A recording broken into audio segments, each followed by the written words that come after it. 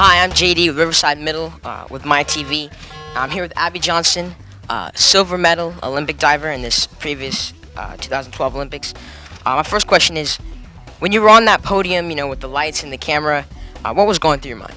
I just had this huge sense of national pride, and it was really amazing to feel my dreams coming true. It's something I dreamed of since I was 6 years old, and I was just filled with joy and happiness. What was your favorite part of these Olympics?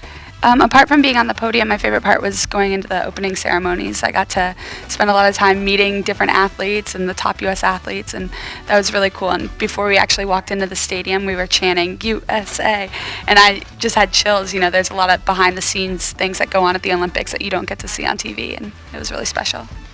I hear that you are a pre-med student. What sacrifices did you have to make, from going Olympics, pre-med, What all did you have to do? Yeah, I had diving as my main focus for the past few years, and now that I'm going back to school, I have to take a lot of hard classes to catch up on my pre-med requirements, but it's definitely a balancing act, and it's important to time manage and make sure that I get all my homework done and get to practice and still have time to, hang out with my friends. How old were you when you thought to yourself, this is what I want to do, I want to be a diver?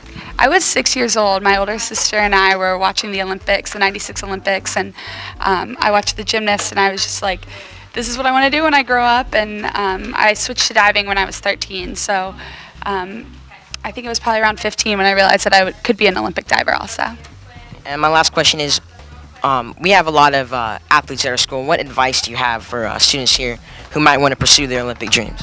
My advice would be to work hard at your sport and also work hard in school, because once athletics ends, you need to have a career, and to just eat right and get enough sleep, and just practice as hard as you can. Thank you. JD Dawson again with Abby Johnston.